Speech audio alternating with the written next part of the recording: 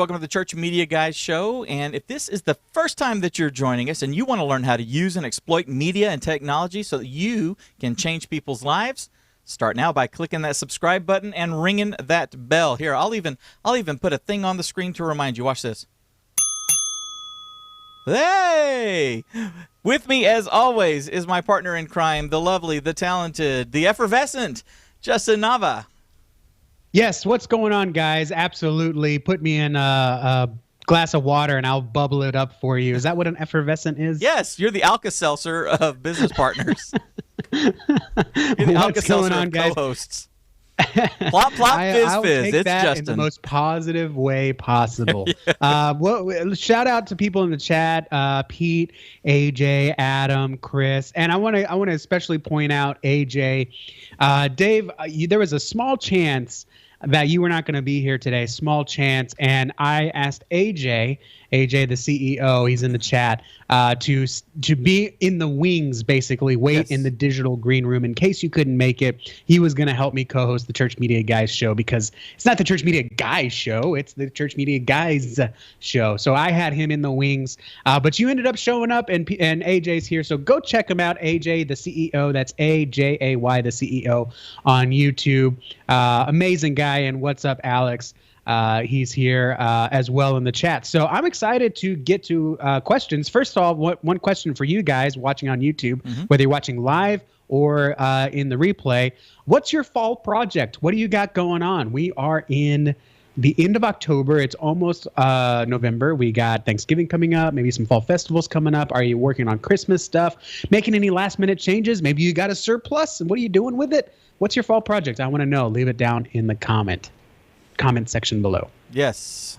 What's your fall project? So Dave, my fall project right now is still getting in the circle of our media team. Oh, okay, sure. You guys know I just moved, right? New church, right? And new church, and so I'm working on getting a meeting with the pastor because it's important to me, and our pastor is so busy. He's it's a 2-campus church, and so the pastor is super busy because he preaches in person at both campuses. Wow. So I want to get a meeting with him just to make sure, I want to be heavily involved. This is not so much. I don't like calling it a condition of becoming a member, but if I am a member, I need to be able to plug in here. So I need to meet with him, meet with the leadership, and also see kind of what creativity stuff. And we don't have a communications director, and so I kind of want to see some forecasts as far as 2020, how I can plug in that way. Yeah, sure.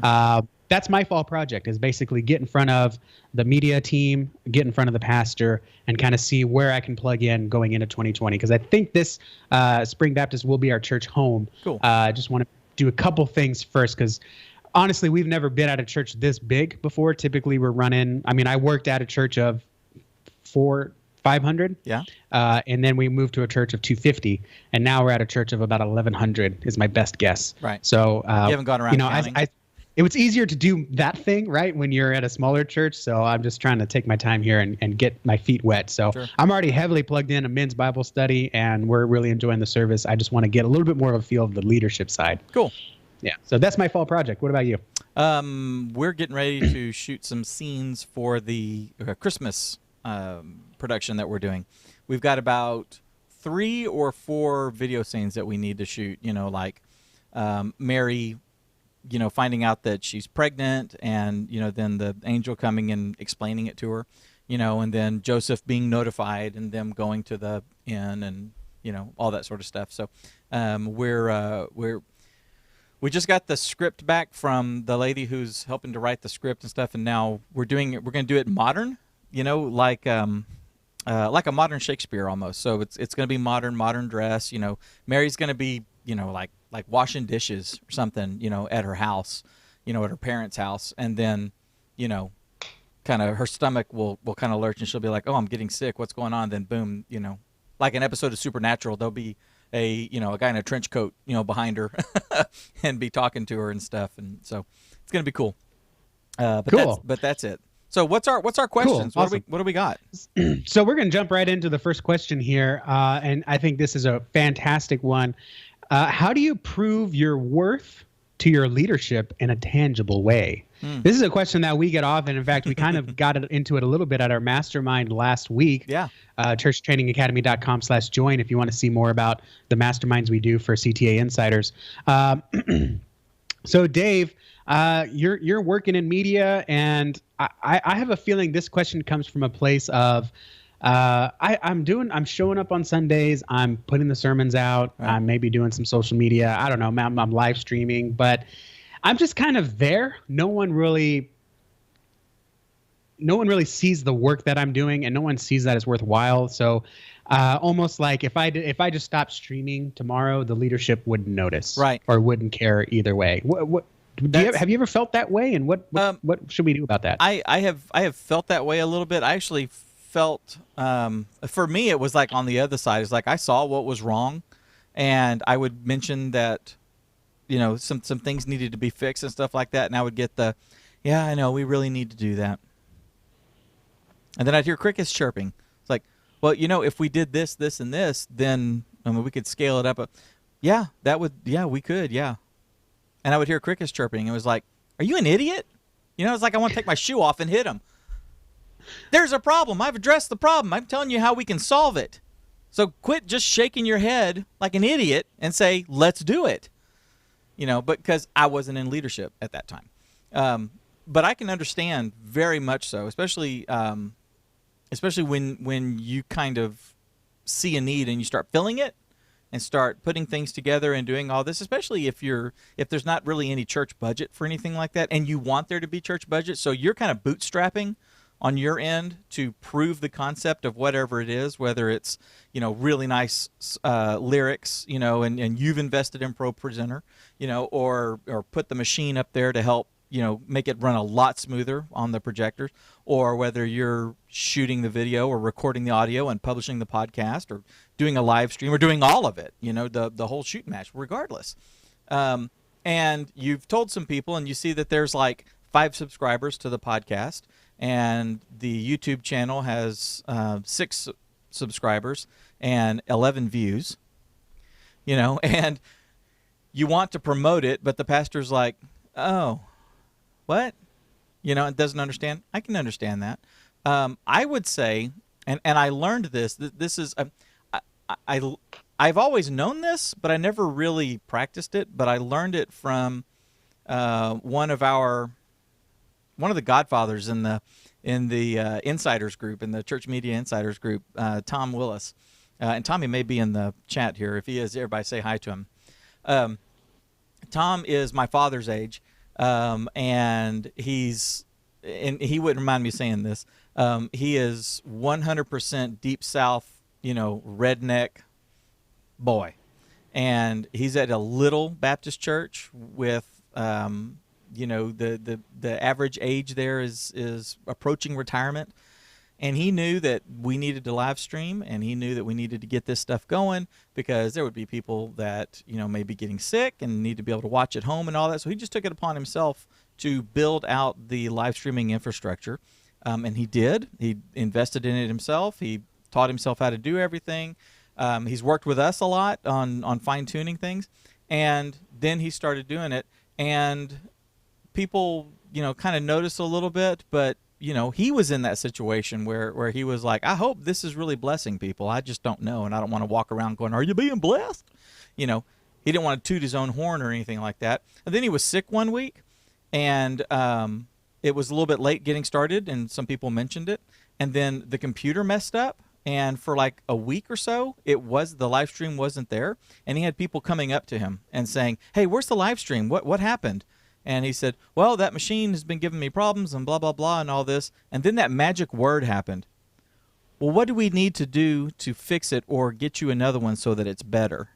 And that's when people started buying in. And that's when he realized that it was there. So if you're feeling underappreciated, unless people are just putting up roadblocks in front of you, you know, like, yeah, we do need to do that.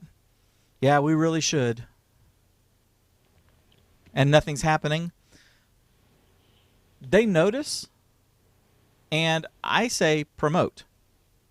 If you're not promoting it, then they don't really necessarily know to go find it. You know what I'm saying? That's one of the things I've noticed at our church, I mean, we promote all kinds of things like that. And as we've been putting together the media infrastructure or improving it and doing all that, people have been finding our YouTube channel. People have been finding our podcast, but I have yet to do any promotion on it. I haven't put it in the announcements. We haven't. There's always another thing that we have been doing a big push on. So we're going to be working that into our promotion thing. And as soon as you start doing that, guys, you're going to see people, all of a sudden realizing that you're back there doing it. As far as they're concerned, when they look back there and they see a camera and they see, people back there buzzing around and doing stuff and, looking furtive as they're working on whatever. As far as they know, you're just making sure the speakers are working and that the CD plays when the person is singing. That's really all they know. They don't know the details. So promote shamelessly promote, because no one else will. Is that a good answer? Did I do okay on that? I think so. Okay. I think so. I would take it from a different way. Number one, if you've been doing this for any amount of time, It's because you're a millennial. This is the touchy-feely part. Here he goes. He's gonna hug you. Not this time, no. Okay. First of all, you got to take a step back and you got to ask yourself, am I actually making a difference, right? You could sit there and say you run the lights, but if all you're doing is flipping a switch on and off, you're not really running the lights, right? You're just kind of sitting there flipping a switch on and off. Now, that's an extreme example of, are you actually doing anything? Because someone else could just come on and a deacon could flip on the lights and all that stuff. Now, that's an extreme example, but the question is, are you actually doing something? So what I would do is I would find how in some tangible way, and I like the way the question is asked. I mean, again, the question is, how do you prove your worth to leadership in a tangible way? To me, a tangible way means there are some results. There's some data to gather, right? So if I was running sound, I would look at what was the sound like before I got here versus after I got here, right? Before I got here, the guitar was being mic'd by you ever go to a small church and they got the mic stand and the mic's just sitting there in front of the guitar and the guy's playing. There's no direct input for the guitar. Different cues would be late. The pastor was always getting his mic turned on late. But now that I'm running sound, we've got a direct line. The guitar sounds better. The speaker has a little bit of tuning in his voice. It's a little EQ'd, and maybe it's got some reverb in it. Sounds a lot better. People are singing louder. And the pastor's mic is always on and it's ready to go, right? So I would say, hey, if that was the case, I would say, hey, pastor, have you noticed that really since we started doing this, like your mic's always been on? We haven't had any issues. We haven't had it. You ever have it where the pastor's like, come down to the front. There's an invitation. Come pray. And then he starts praying, but his mic is still on, or he starts singing. That's even worse because a lot of pastors don't sing well. But they start singing and it's coming in the mic and you're like, or coming through the speakers and you're like, meet the pastor. That doesn't happen anymore, pastor, since we started doing this. And I just wanted to make sure like we've made some progress. What's the next step for us, right? You're proving your worth by A, recognizing what you've done, and B, showing that you're ready to continue, right? You're not just satisfied staying there, right? So that's one way that I would prove from a media side, if you're looking at live stream, take a look at your live stream history, right? How many people started watching? Maybe you had 2 or 3 viewers. Maybe now you got 5, right? Okay. I'm that guy like Pam from The Office where she wins a prize, an office prize, and nobody believes her. And she's like, hey, I deserve this employee of the month. I doubled my sales. And Andy, one of the other salesmen, is like, what, from 1 to 2? And she's like, yup. And so I would be that though. I'd be like, hey, since last summer, it's been 3 months, we've doubled our live stream audience from 2 to 4, right? That's still, I would take that win. Own Absolutely it, take right? that win. And set a goal for by next year, by 2020 at this time, we want 8, right? We want to double it then. So you, again, take it to your leadership, take it to pastor, whoever, and say, hey guys, we started the live stream. It got 2 people watching. Now we got 4 people watching every week. It's different people. They're starting to engage. I want to get to 8 by January. In order to do that, I need announcement slides. We need to be more active on Facebook or whatever, however you're announcing. I want access to the newsletter list to shoot an email and say, hey, we're live now. What can I do to make that happen? Again, you're showing in a tangible way, this is where we've come from, this is where we are, and this is where I want to go. That's proving your worth because you've done work, you're doing work, and you have more in mind. Okay. Because sometimes if you get complacent, that's when you kind of get pushed aside and say, oh, he just turns the sound system on and off and mutes the mics and all that. No, you want to prove your worth. You're always moving forward. Right. There's even more to talk about on that, but we got to move on because we've spent enough time on this one question. So we have a question. If you're in that situation, oh, I'm sorry. I was going to say, if you're in that situation, just real quick, leave a comment in the Church Media Hacks group, leave a comment down below, or as always, churchtrainingacademy.com/join, become a CTA insider. You get to talk with me and Dave every 2 weeks or twice a month.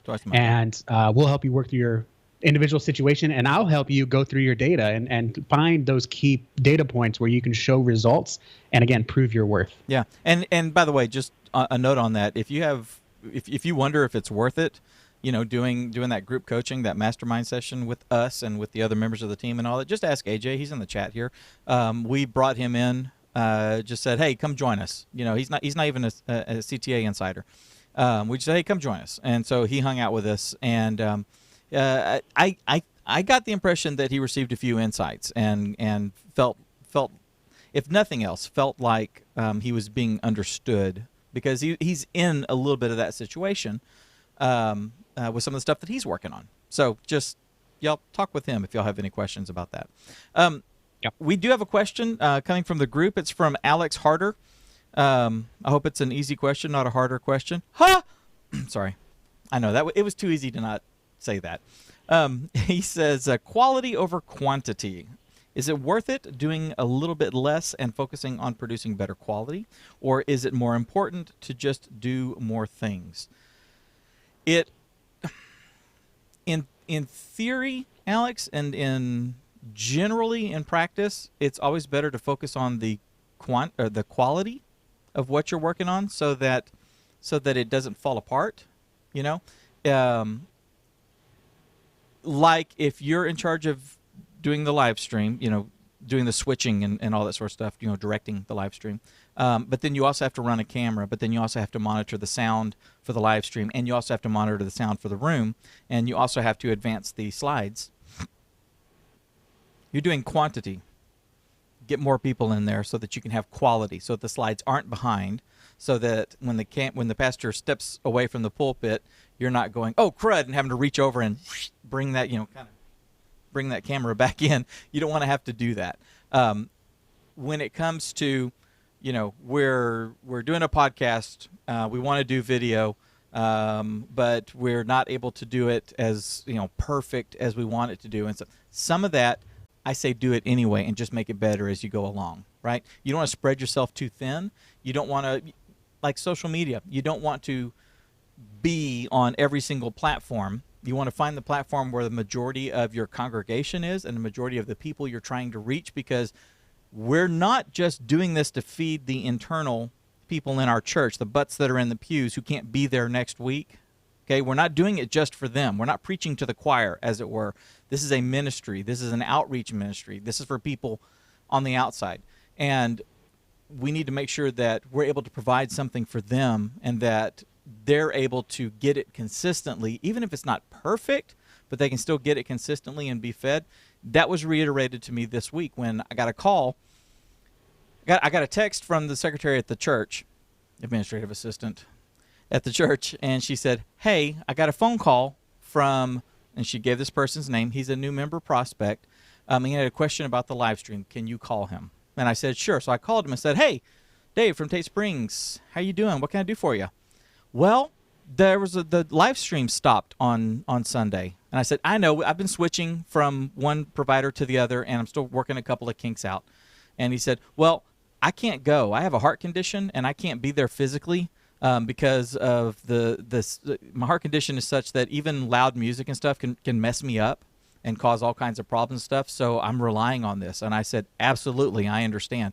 And that reiterated to me that there are people out there that are relying on this. And AJ knows this. We were talking about this the other night. He literally has his little church. They've got an audience around the world. And when it doesn't work, when something's not happening, they're suffering. Okay? We're not feeding them the way it'd be like the pastor going, I'm just not showing up today. You're on your own. Okay? So if you risk not being able to produce because you're spreading yourself too thin, focus on that core stuff, but bring other people in to help you out. Justin, give them a hug. No, that was really good. I did ask Alex to clarify if he was talking about something specific, and he responded in general. It's been a struggle because our pastor keeps pushing for more things, but we aren't getting more people. So the quality is starting to lack both in the stream and the service. So I'm workshopping something in my head, and I guess I'll workshop it here on the live stream. Something that I'm trying to work on my own stuff. I say micro quantity, macro quality. And what I mean by that is when you're talking about big ideas, big things, starting new ministries, adding your own individual audio mix to the board, adding lower thirds to the live stream, jumping on another social media platform, that's macro. Okay, those are big decisions. Those are things that you probably need another person, another set of hands for. Right. Okay. On the micro, though, if you're running the live stream and you want to do lower thirds, you want to do transitions, you want to do maybe a second camera that you can control, whatever. Social media, you want to move from the same platform, but you want to move from 3 posts a week to 5 posts a week, maybe throw a video. That's a little bit more micro. That's focused in on one element, one area, and you want to do more in there. I say quantity. Okay. So, for example, this is a really tough situation. And Alex, take this as a blessing that your pastor wants more, because a lot of pastors don't see that as something that they need to push or involve themselves in. They got a lot on their own plate. And so they say, kind of like we talked about at the beginning of the show, oh, it's great, we have a live stream. That's awesome. Way to go. Not many pastors will say, hey, the live stream's looking good. Can we do this? Right. In addition to the live stream, can we add this? Like, that shows a hungry pastor. That's Absolutely. A blessing in itself. Yeah. And kind of like means marriage, that he may be willing to put resources behind it too. That's a good thing. Yeah. And kind of like marriage, the things that you love about your spouse are also the things that drive you the most crazy. When you have a hungry pastor, sometimes it drives you crazy because they want more, and you may not be ready mentally to add that, or you may have a few more tweaks that they don't know about that needs to happen before you can add something. So first of all, it's a blessing that your pastor keeps pushing you to do more. But the quality lacking as far as the stream and in the service, I get that, right? So you have to ask yourself, is this a big change that requires another person, another teammate, or is this a small change that's really just, a pastor says, hey, we're posting our live stream to Facebook. Can we post something throughout the week? That's a micro change. I say, yes, add quantity to that. Because when you I come from the Gary V school of thought. Quality is in the eye of the beholder. Watch your language.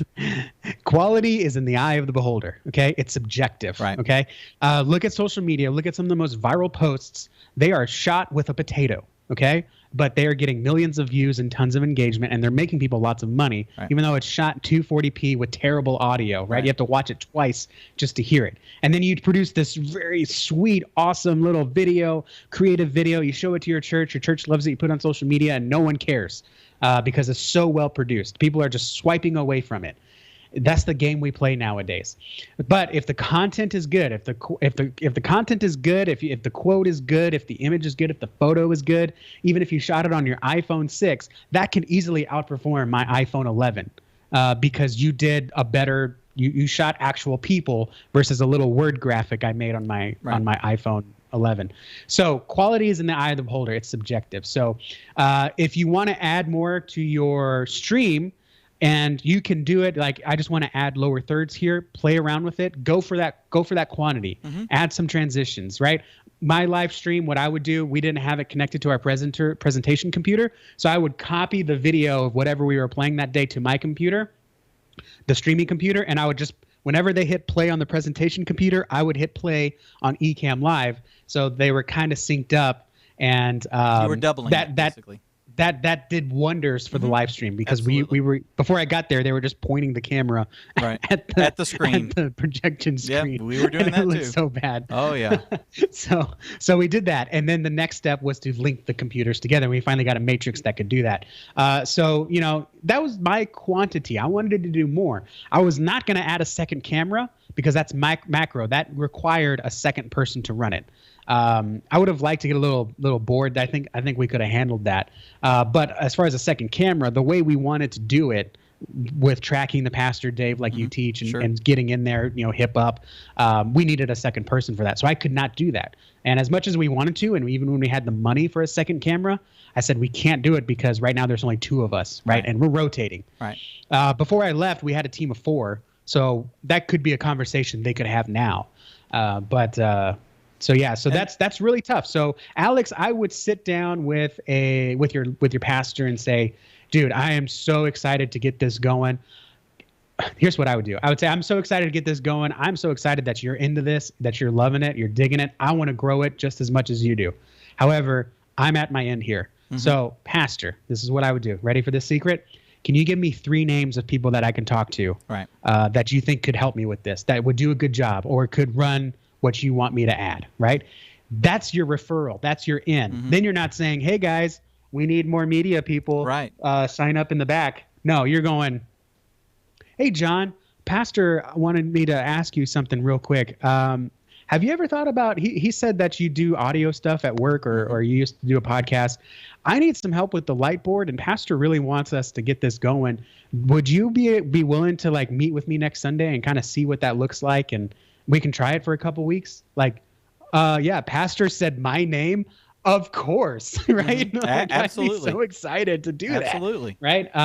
When I needed help with Instagram, someone said, oh, yeah, Kennedy is doing a real good job with the youth Instagram. Maybe she can help you with the church Instagram.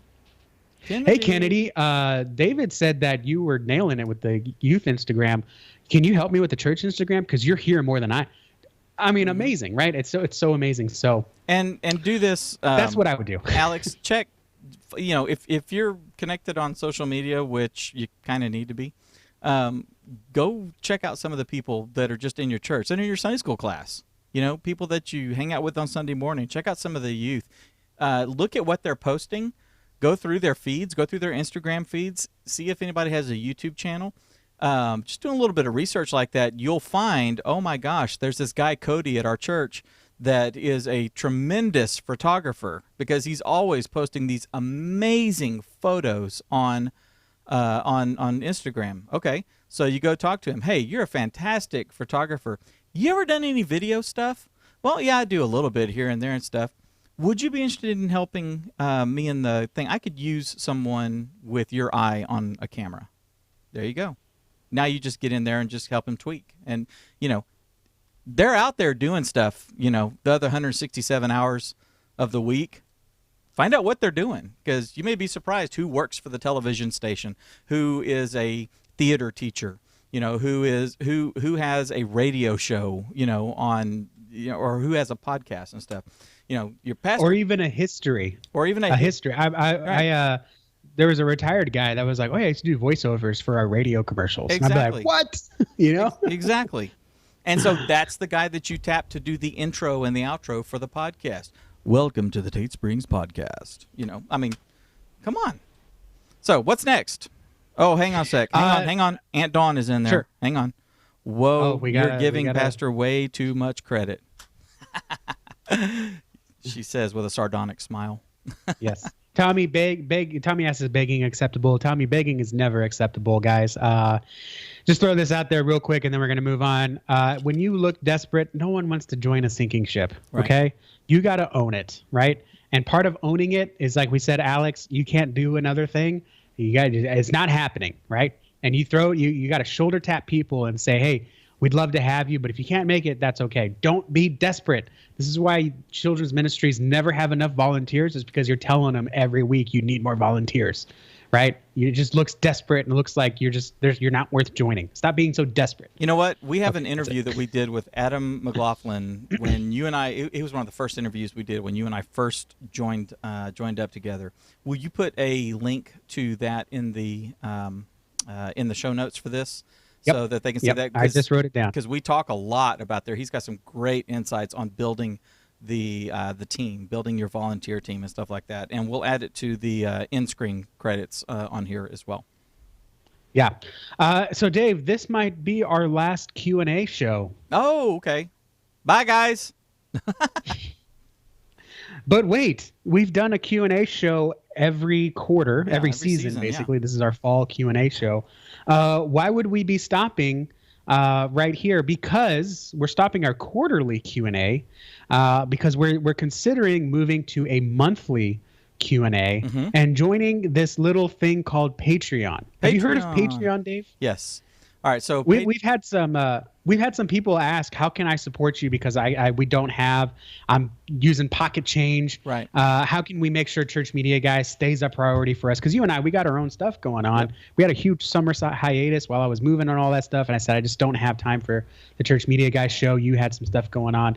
We want to make sure it stays a priority, and we want to give you the opportunity to support Church Training Academy, and more specifically the Church Media Guys show. So right now we are setting up a Patreon, and wait for it, it's not $40, it's not $20, it's not even $10. For basically $1.25 a week or $5 a month, we want to give you 2 bonus shows just for Patreon subscribers. That's going to be a Q&A where you as a Patreon subscriber can submit your questions and we'll answer it just like we are today. You'll also get a bonus episode Unplugged with Dave and Justin. We did an Unplugged episode a couple weeks ago. It was really we hit really well. People enjoyed learning about us, kind of what we're doing, what we're working on, what we believe, and kind of some things that really helped encourage people. That's not so much media focused. We'll do one of those every month. And then the most valuable thing, you're going to get a newsletter, church media newsletter from us every month that we had talked about doing separately, and it would have been like $47 a month. But we'll make it part of the $5 Patreon deal. So that's a secret newsletter that's going to have what's working for us, our secret software that we're using that we're not ready to release to the public, different tactics that we're using that we're seeing is working really well, and some tips and tricks that, just as a special bonus for the Patreon subscribers. So that is something to look forward to. Probably coming in November. Yep, and don't worry, you insiders are getting all this stuff anyway, so don't worry about it. Yeah, insiders get everything. They're not and the Patreon members will not be getting the depth that you guys get. This is a tiered kind of thing. But yeah, we do. We have people that are like, I can't spend $37 a month, but I want to go a little deeper with you guys. That's how we're going to do it. And I'll tell you something. We're using Patreon. Patreon's been around for a long time. I've used Patreon in the past. We used it with GeekBeat and stuff, it's a really cool platform for doing something like this. YouTube has this built in, but it doesn't open up for us until we have 10,000 subscribers on our channel. So we would love for it to be 1,000% integrated here with YouTube, but we're just not there where we can't make use of the tool that YouTube provides us and all that. So we're using Patreon for right now. As you guys continue to hit that subscribe button and ring that bell, which if you haven't done that, then we can only do what they let us to do when they set these thresholds. So, we would love to do it here, but we can't just yet. So everybody, please do that. Subscribe, share this, let everybody know about this. We really want to get these numbers up. And I will tell you, it's not the number of subscribers and all that. It's always been a vanity thing for a lot of people. I got 1 million subscribers. I mean, I've got friends that have got 10 million subscribers, and they've got billions of views and stuff like that, and they're great, and all this sort of stuff. But the reality is YouTube doesn't care about that. What they care about is how long you're engaging on the platform and how long Justin and I are able to keep you, the viewer, engaged in our content or somebody else's content on the platform. They release tools to certain groups of people who have proven their worth. We're trying to prove our worth, and one way that they measure you're doing that is through those kind of metrics, but then also how many subscribers you have, okay? So we don't really care about the numbers. We want to make sure that the people that we are reaching, we're having impact and all that, but we would like to get this tool made available to us, so please do that as well. Until then, we'll be doing this on Patreon. We'll do several emails that go out. You guys need to be on our email list. We'll also put it in the community chat here on the community tab, for YouTube channel as well, and we'll announce it in the Hacks group and all that sort of stuff. So you'll have plenty of opportunity to join the Patreon club, our Patreon coaching club. It's not a bad idea. Okay, anyway. Sorry, my marketing brain turned on. So anyway, we're looking forward to you guys joining us there. Your everything brain turned on, Dave. This is supposed to be like a 2-minute announcement. Sorry, no, but I want them to know, because Patreon's a completely separate system, and it's a necessary tool that we have to use right now. YouTube has all this built in, and it becomes a lot easier all the way around for everybody. if we use the YouTube tools. So you guys can help us do that. Okay. One more announcement. Yeah, one more announcement here real quick. That's coming in November. Speaking of November, there is a summit. If y'all remember a couple weeks ago, we had Rob Lauder on our show talking about photography. Oh, yeah. The church photographers group that he's starting, he's doing a free church photography training summit. This is going to have speakers. Let me pull up the speakers here. Brady Shearer, Rob Lauder, Justin Dean, Justin Nava. What? And Michael Tuzinski, a couple of people we've had on the show, Kyler Nixon, if you know who he is. Yes, I have been invited for some reason to speak at the Church Photographers Summit, but I will be on the leadership track. There's a photographer's track for those that want to get hands-on how-to content for church photographer. And then there's a leadership track for coaching and leading a church photography team. That's coming up in 15 days on November 7th. And I'm going to put a link down here. Go to churchtrainingacademy.com/photo. That will send you over to their website, and you can sign up for the summit. If you use churchtrainingacademy.com/photo, that lets them know that we referred you, and they can see the beast, the machine that are the CTA audience. And we want to have the most signups from the CTA audience, which there's almost 4,000 of you guys on YouTube. So churchtrainingacademy.com/photo. Get your free ticket. It streams on November 7th. That's the free church photography training event hosted by churchphotographers.com. And go support Dave didn't our even boy. know about that. Go support our boy, Justin. Yeah. Well, I'll be talking about my speech. I don't have a good title for it yet, but it's basically using photography as a part of your guest ministry. It's going to be really helpful. And my goal for you at the end of that is to go out and not just see yourself as a shutterbug, but to see yourself as an important, integral part of your guest ministry and a way to get people plugged into the church. Awesome. Yep.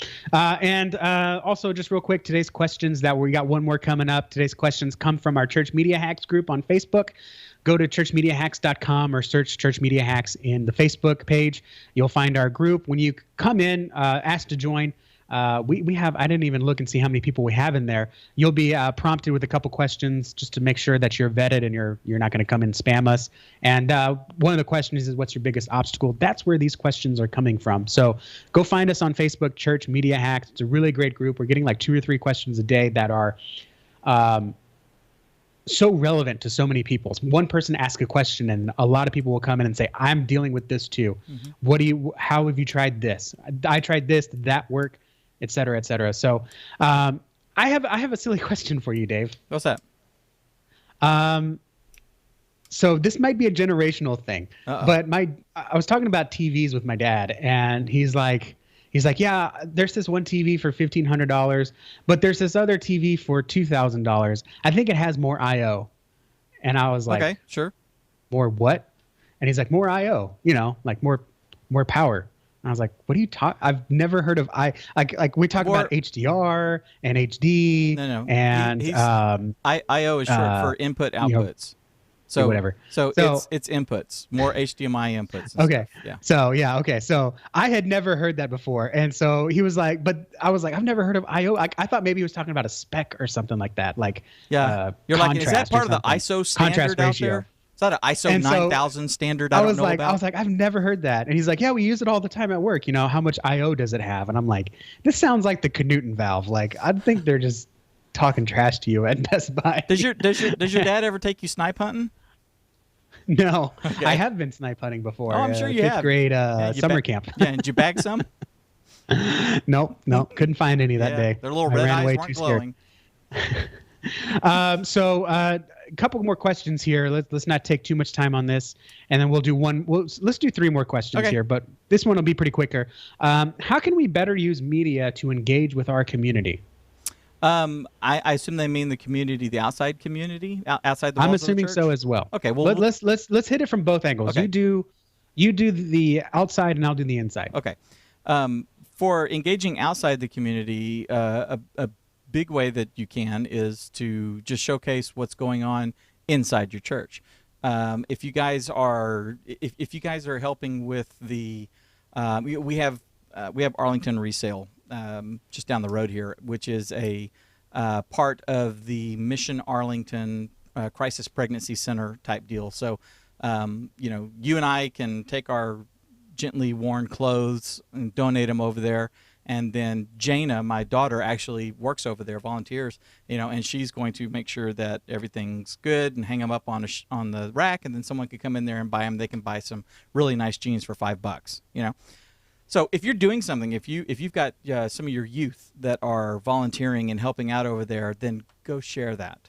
Go over there on a youth work day as they're helping to repair a piece of furniture or refinish a piece of furniture that they're then going to turn around and sell for $150 or something.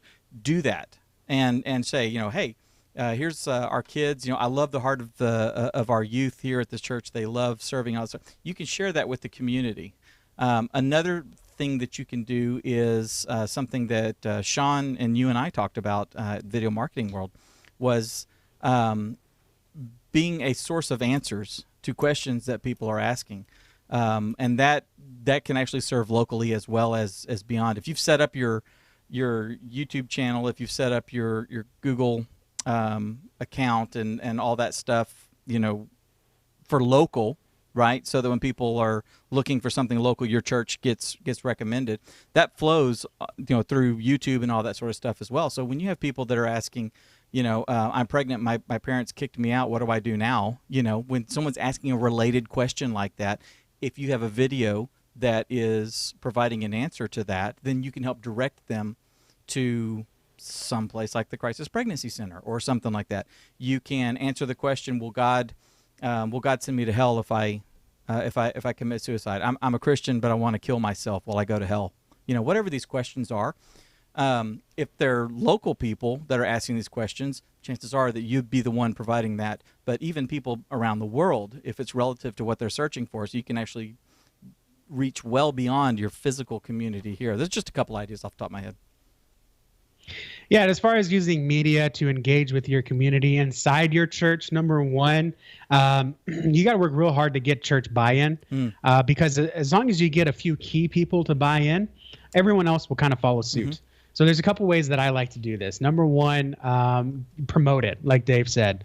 Not only just throw up a slide, not only just make a slide that says, hey, we're on YouTube, watch live when you're at home. Don't just do that, okay? Go in your live stream history and find a comment that I would say is life-changing, find a comment that really strikes home. So many times, my favorite one from my last church was a comment that said, I'm watching with my mom in the hospital. This dude's mom, I think it was a deacon, his mom was in the hospital, and he was with her on Sunday. I don't know if it was a shift or just whatever. He normally doesn't miss Sunday, but he had to miss that Sunday. And he commented, watching with my mom in the hospital. That was so cool. I screenshot that. I have it saved somewhere. I would take that screenshot, put that on a slide, and say, watch service no matter where you are on Sunday. Exactly. Something like that. And then youtube.com/Bill and Ted's Excellent Church. Because when you do that, it's a story, right? Even that screenshot tells a story. I'm going to remember that. I will not remember live stream on YouTube on Sundays. I will remember I'm not going to be there. David wasn't there that one Sunday. He was in the hospital. He watched live. Okay, so I can watch live stream too, right? This is not like a substitute. This is, I can't be there to plug in, so this is the next best thing. This is how I can be there and kind of work alongside you. I would also, this is something that's a little bit harder to do, but if you have any extra computers around or someone donates a computer, go ahead and set up a computer in the children's area, in the youth area, wherever volunteers might be in the church. I would love this. And just to set up the live stream, maybe make the homepage the church's YouTube channel. They can turn the computer on and they just can watch the live stream while they're watching the babies or maybe monitoring the check-in station. I loved one of my favorite memories. I'm going to tell you another story here so it sticks. One of my favorite memories here was we had Lord's Supper, which we're Baptists. We do it once a quarter or once every couple months. But we had Lord's Supper, communion, and I was taking photos that day, and I walked into the children's area, and at the greeter desk / security desk, the volunteer was watching the live stream, and the deacons had brought him a bread and a cup and cracker or whatever, and he was taking Lord's Supper with in the children's area. He was taking Lord's Supper with the live stream. And I thought that's the coolest thing ever because he couldn't be in service that day. that just struck a chord with me. So that's one other thing. The last thing, I'm gonna. This is a little bit more advanced, but the return is tenfold. Find the key leaders of every group in your church. Find someone that's really plugged into the senior ministry, someone that's really plugged into the youth, someone that's really plugged in with the seniors, someone that people kind of look up to, right? Not so much like the Bible study leader, but kind of that social person that, kind of is always around and people listen to and pay attention to. Find them and ask them, hey, have you watched the live stream? What do you think? So you know, we have the live stream on Sunday. If someone says they're not going to be here on Sunday, can you do me a favor and just mention the live stream? Can you mention that we're on Facebook, or mention that, we post every day on Facebook, and the more people that get involved, the more people outside the church here. It's a win-win. Can you just kind of mention that if it ever comes up? Those key leaders, you might not get every one of them, but if just one of them says, oh yeah, we do event signups online. You don't have to wait in line in the back, right? I did that with a senior leader and said, hey, we have a giving kiosk. So if you ever forget your check, just get your debit card and swipe it in the giving kiosk, and literally like half a year later, might have been 3 months, but it might have been longer. He came up to me and was like, dude, Deborah forgot her checkbook, and she said she was going to have to come back Sunday night, and she was going to have an issue. And I told her, I said, just use the kiosk. And she did it. And she said that was easier. She's never bringing her checkbook again. Way to go. Now I'm going to try it next time, right? Like, thanks, dude. So, find those key leaders that people are always talking to and that people will listen to, get in their ears. That will help people pay attention more to the media in your church, but also engage with it better too. They're your influencers, and they can be your champion. It's just like what you see online when influencers are champion. I love that. Yeah, they're just like when what's his face, the guy that plays Star-Lord. What's his name? Peter Quill? Yeah. Oh, no, it's the actor. Chris something. Yes. When Chris it's something. one of the Chris's. Yes. Chris Pratt. Thank you. When Chris Pratt champions a cause, of Christianity, or when Drew Brees says, hey, kids, here's my favorite verse, be sure to take your Bibles, to school, or something like that, they're influencers, and they carry weight, and it keeps it in your head. This guy that I love, is thinking this or is doing this. I'm going to as well. It's the same thing in your church, just on a smaller level. Yep. Okay, we have one more question. Pete asked a question in the chat. Yeah, what if you have too many volunteers? I know it's a blessing, but it's also challenging. I will say one thing with that. You need to, hopefully your volunteers will be flexible enough to work where there is need and be teachable. Okay, so that's really good. If they are, then that's fantastic. Don't get into the trap of rotating people doing stuff all the time, because no one's going to learn anything. So pick who wants to run camera. I do. Great. You're going to run camera for the next 6 weeks. Okay? So that they can learn the skill and learn what's really good. And then they can start rotating out and the next person can come in. If you have 2 or 3 people that you can then, after each has had plenty of time to learn how to do it, and I know it's like 6 weeks, that's like half the summer, I got to be here. We're talking 6 hours of training, of actual on-the-job training. Okay, you have to remember that. That's 6 45-minute times that they've done this for 45 minutes straight. It may take 2 or whatever, but what you don't want to do is teach somebody how to do the live stream. You click here, you do this, you do that, and all that sort of stuff, and they're like, great, and then they do it, and then they don't come back for 2.5 months and do it because they've been rotated through all the different places like that. So just keep that in mind. And if they're all teachable and stuff, then segment them off, and don't try to have 15 videographers and 2 lighting guys. You know what I'm saying? Okay, give them a hug. Yeah. So you haven't been dishing out any tough love, so I don't need to come be motherly. Oh, it's okay. We still love you. Okay. What if you have too many volunteers, dude? There's not really so much thing as too many volunteers. Here's what I would do. Number one, you got to niche them down. Okay. You have 15 volunteers, but you only got 3 spots, live stream, camera, audio, lighting, maybe that's 4. Then you got to split them up. Okay. So we're going to have 4 camera operators. We're going to have 4 lighting operators, 4 sound operators, and you are our go-to guys, right? If they want to switch later on, that's fine. But I would not. Goes against that quality versus quantity guy. I want to say I know 4 guys that know that sound system in and out. Right. Versus everyone can kind of run sound, but no one can fix it or change it or whatever. I want to have 4 guys that are running it. It's that T-shaped individual, right? You go deep on one thing, and then you know a little bit about other things. But that one thing, you go deep.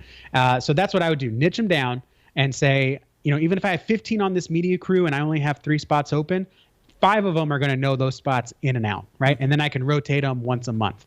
Maybe out of that 15 as well, you've got 2 guys that are real go-getters, that type A personality, the ones that you can trust and can kind of be your co-pilot. And maybe you tell them, we need to redo the lighting here. Can you, find some lights that we need? Will they work with our dimmer packs? Right. Will they work with our wiring? Will they work with our trusses? What do we need here? And they can kind of take on a project leadership. Yep.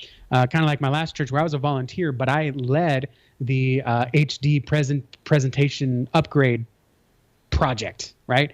And I found the installer, I found the quotes, I found the prices, I scheduled everything out. And so the music pastor who was kind of in charge of the media booth didn't have to do anything. He just said, here you go. And all I had to do was give him a proposal, give him the pricing, and he got it all approved and everything. And then I kind of led the installing and the training, right? I could do that because he knew he could lean on me. Not everyone's going to be like that, but you kind of want to get to know each of them and say, hey, we could absolutely do that. Or if one of them says, hey, how come we don't have, why don't we have our live stream piped out into the sanctuary? Right. Well, I haven't had much time to do that. Could you head that up? Right. Yes. And then, and maybe not in addition to, maybe that's his one job. He can do that for you. He's not running camera or sound or anything like that, but he's running, or she. I know I use he a lot. Don't be offended. It's like in the Bible when they say man, they mean everybody. You're grown-ups. They run that project. And then on a Sunday too, maybe they're taking pictures while everyone's there. Where does everyone sit, congregate? Where's the best place for a TV? They can kind of take pictures and kind of figure stuff out without having to worry about the camera on a Sunday. That's what I would do. So niche everyone down, find those leaders that can kind of really take on a project, and then they'll also teach you, hey, I just installed this second camera. Here's the wiring. And then they're teaching you and kind of leading that up. Maybe they become the camera operator. The 4 people running cameras report to that person. Right. You don't have to do that anymore. You can just run the audio and the lighting and manage those people. So that's what I would do. That's what I start. You could go a lot more into that, Pete. And if we were in Mastermind, we could. But that's where I would start, is just niche them down. And then find some leaders, and maybe they can become kind of project managers. And remember, you actually have more positions than you realize. It's not just the camera and the sound and the lights and the screens. It's not just that, because do you have a photography team? These 4 people that are kind of, we don't know what to do, they become your photography team. So you teach them how to do that. So what does it mean to be on the photography team? When there's a baptism, one of them is up there with a camera, and they're actually videoing and taking pictures of the baptism so that you guys can have some social media content later in the week. Another one is sitting there in the service with an iPad and is engaging on Facebook with the people that are watching remotely, because that's a different audience, and you treat that audience different than you treat the people in the congregation. So, I mean, you've actually got more position than what you think. So you probably have enough to actually flesh out and fill out some of that stuff that needs to be done, that's not really being done well right now. So, yeah, and perfect example, Adam Shuckman in here, he says, audio is my strength, but I can back Dave on the live stream. And that's exactly right. So, like, if I'm not there and my second is not there, Adam will run the live stream. Or if I need to run down and actually shoot B-roll, because I do that too, I grab my gimbal and run down and shoot some B-roll and stuff. Adam pops up there and he switches for that 10 minutes that I'm doing that. So yeah, just have lots of people. That's a good thing. Yeah, man. We got time for one more question? Sure, let's do one more question. One more question, and we might do some role play with it too. Okay. So this was actually 2 questions we got, but on the same topic. Okay. Volunteer. This is literally what this person asked. Volunteers. These kids today. No integrity, no interest, no stickability. That was their question. Yes. And then someone else asked, how do you get millennials to volunteer and be responsible? I'm gonna head this one up, Dave. Let's switch roles. Let's have you be the millennial. I'll be the media leader. I want you to come to me And I'm going to give you three. Let's shoot for three bad ways to address a millennial who wants to volunteer. So you're the millennial. I don't know how to. I don't know how to be a millennial. Hi. So I want to. I really want to help with you guys and all that, but I don't know if it's really my thing. You know, I kind of just. I don't know. I feel like I'm being a jerk stereotype here. I don't know how to be a millennial. Okay, lean into it. All the millennials that I surround myself with are actually really responsible, great people, like my pastor. Like you-ish. You. Okay. So Dave's not as good of an actor as I am. So let me give you three wrong ways, please, to address a millennial who might be interested in serving. Okay. Number one thing you don't want to say, hey, Mr. Media Leader, can I run sound? Can I see how that works? Well, have you run sound before? This is where Dave plays a little buzzer. No, wrong answer. Okay. Number two. Hey, I'm interested in running, seeing how the live stream works. Can I see how the live stream works and maybe look at running the camera? Okay. Are you available 3 Sundays a month? Yeah. Wrong answer. And then number three. Hey, I'm interested in the lighting system. How does that all work and all that? Okay, so yeah, can you meet me Wednesday night? I'll walk you through everything and then show you how everything's plugged in. Then we'll look at the board and I'll show you kind of what all the blackout buttons do and all the run buttons do and how they all color change stuff. And then next week, would you mind go ahead and just run it? So you're saying millennials can't handle the overload. They're that fragile. I'm saying millennials are only half the problem. You're the other half of the problem, guys. It's not a matter of millennials. The thing to say is absolutely, and then begin a conversation so you can feel out where they've have they done this before is a completely reasonable thing, but you don't lead off with that. You start off with, sure. You want to go look at it right now? Exactly. Here's how I start off. Absolutely, man. What made you interested, right? That's the question. Have you ever done this before? What made you interested? Literally had I don't even know if he's a millennial. He might be too young. He's a junior in high school. Come up to me and was like, hey, how does the live stream work? Can I see the camera? Yeah, dude, sure. Come on. And then he was like, cool, man. That seems pretty easy. Yeah. You want to come shadow on Sunday? Yeah, sure. Okay, cool. Do you got to get your parents or whatever? Like, do I need to talk to them? No, I'll be here Sunday. Okay, cool. And then he came on that Sunday. He watched me do it. And then I was like, you want to try it? Right. And he shadowed for like 3 weeks. And I was kind of like, he was shadowing, but really he was running it because I was kind of showing him and then he would jump in and do it. And then eventually he just started doing it himself. Never once did I ask him, what's your commitment? Have you done it before? What's your qualifications? Are you committed? This is a 5-year gig. No. Take it one day at a time, one Sunday at a time, and let them see how it's done first and then show them how the wiring is. Half the problem is the millennials, yes, because I am a millennial, are differently motivated than Gen Xers and boomers. We're different. There's very little duty in our generation. You can see this across the board. Very little national duty, family duty, church duty. We just don't have that baked in us. And by the way, boomers, you guys raised us, okay? So it's only half our fault. You're the one that gave us a trophy for ninth place. It's because we dipped you in Purell. Exactly. And sat us in front of the TV. And put TVs in our room. Man, anyways, okay. Sidebar. Don't put TVs in your kids' rooms, okay? Let them be creative. But anyways, that's only half the problem. The other half is that you were raised differently. We're raised differently. We have different things that are crushing our souls and our spirits and burdens on our shoulders that you just didn't have, okay? So we have different stressors in our life. You need to recognize that. That whole thought of nuclear holocaust. Yeah, that was a breeze. Exactly. Yeah.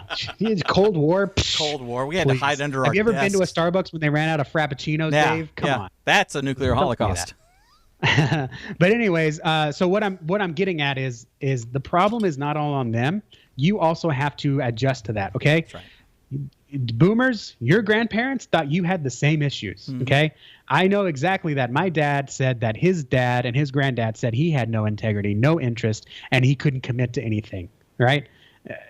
it's generationally the same. It's just we just have a different name for the generation. Right. So how do you get millennials to volunteer and be responsible? Number one, take it one day at a time. Okay. We have a lot of stress in our lives that you just don't have. Okay. And you had a different stress that we'll never understand. Okay. And that's why when we say like, oh, you had it easy, you only had one income and you were able to come home and do nothing, and you were able to provide a house and a family and your wife could stay at home. Now you just didn't have that stressor. Yeah. You had a different stress, like nuclear holocaust from Russia or whatever. Or it's Sputnik flying over your head. And what the heck is this thing? All that stuff. You had different stressors. I get it. Okay. But you have to understand that we have different stressors as well.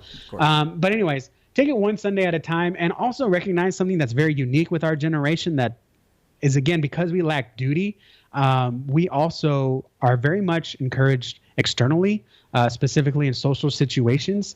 That's why me and Dave, we tell you a lot, when you bring volunteers on, do it by referral, okay? Mm-hmm. When we had accountability and a sense of duty to serve the church, hey, we need someone to do this. Great, sign me up. That used to work. That doesn't work anymore. Now it needs to be social. Hey, we need someone to do that. Well, no one else is doing it, so why should I do it, right? Right. Social circles is huge to get people involved. And so oftentimes, if it's a millennial, I'll ask a pair of them to do it. Okay, I'll say, hey, can you and Sarah help take photos for the Instagram? Mm-hmm. That will give them accountability, maybe even create some competition.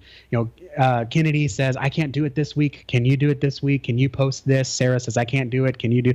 Right. So, and then there's a little bit of camaraderie there too, because they're doing it together. They show up and they're both taking pictures and they're comparing pictures and they're taking their own personal selfies. Like, hey, we're photographing this event or whatever. Like, hey, yeah, go hashtag Priscilla Shire or whatever. There's a sense of socialness there, right? We don't want to do things by ourselves. It's just hard to do. So there needs to be a sense of social aspect, right? There needs to be some gathering outside of that where we can meet our teammates and see who's kind of making it happen. And when we have that tighter social circle, we tend to want to be more responsible, because I'm not just letting you down. I'm letting down my new friends. Mm-hmm. I'm letting down whoever's helping me. I'm putting something on their shoulder. Mm-hmm. That's what gets me to stay integral. That's what gets me to stay interested. And that is what gets me to stay in the role, right? So that's kind of how I would take that. So yeah, these kids, we don't have as much integrity, interest, or stickability the way that you used to do things. You have to learn.